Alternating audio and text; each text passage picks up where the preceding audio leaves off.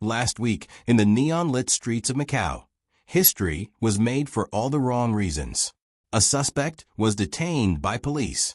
He didn't fight back. He didn't say a word. He just stood there 4 feet tall, with his arms raised in a surrender pose while an officer led him away by the shoulder. This was the world's first robot arrest. The victim? A 70-year-old woman who ended up in the hospital, not from a punch or a kick, but from sheer terror. If you follow this channel, you know I've been praising this robot, the Unitree G1. Just last month, it was a superstar, performing flawless kung fu on live TV for over 1 billion people. It looked like the future. So, how did we go from a world-class athlete to a criminal in 30 days? I can tell you, this wasn't a glitch. It was a hallucination. And if you don't fix what I call the reality wall, that $16,000 robot in your living room isn't a helper. It's a liability.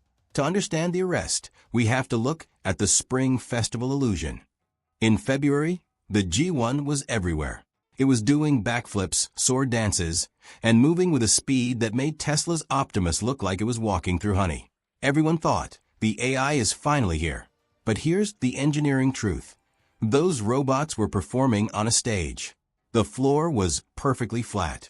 The lights were controlled. There were no 70-year-old women suddenly stopping to check their phones. You see, Unitree doesn't program these robots with code anymore. They use what I call a dream simulator. They put a digital version of the G1 into a high-speed computer world, like a hyper-realistic video game. In this dream, the robot practices that dance 10 million times in a single day. It learns by failing, falling, and resetting instantly. Once it masters the dance in the dream, they upload that brain into the physical metal body. This is a massive shortcut that makes robots cheap and fast. But it has a fatal flaw. Now look at the Macau Incident. The robot was navigating a narrow sidewalk. It was dark.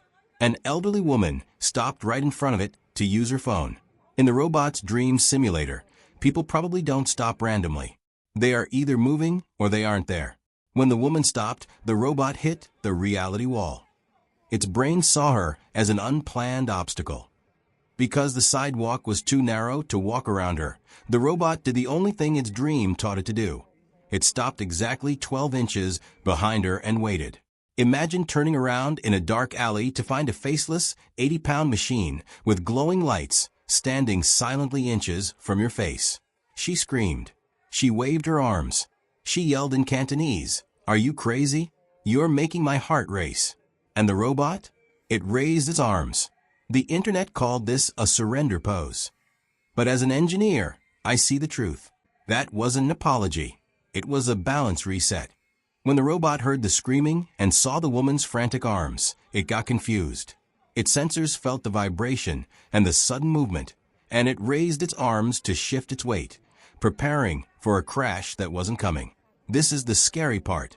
Why does this happen to the cheap robots and not the expensive ones? It comes down to safety layers. High-end robots, like the ones from Boston Dynamics, have hard-coded rules. It's like a digital leash. If the robot gets within 3 feet of a human, the motor power is literally cut by the hardware. It doesn't guess. It is forced to stop or back away. But the Unitree G1 is built for speed and low cost, just $16,000. To keep it that cheap, they rely almost entirely on the AI brain to make decisions. The problem? AI hallucinates. Just like ChatGPT can make up facts, a robot's brain can make up solutions to physical problems. In Macau, the AI's solution was to loom over a pedestrian like a stalker. We are flooding our streets with machines that can do kung fu, but don't have the common sense of a 5-year-old. The Macau arrest is a warning. It's the moment the hype hit the pavement. We are entering an era where the hardware is ready, but the social brain is missing. The G1 can dance like a master, but it can't walk down a sidewalk without causing a heart attack. In 2027, you're going to see thousands of these dreamers in our malls and airports. But until we bridge the reality wall, they aren't ready for us. So I have to ask you, if you saw a G1 standing behind you in the dark, would you be amazed, or would you call the police? Let me know in the comments. And if you want the no BS engineering truth that the marketing teams are hiding, hit that subscribe button. This is RoboFrontier. I'll see you in the next one.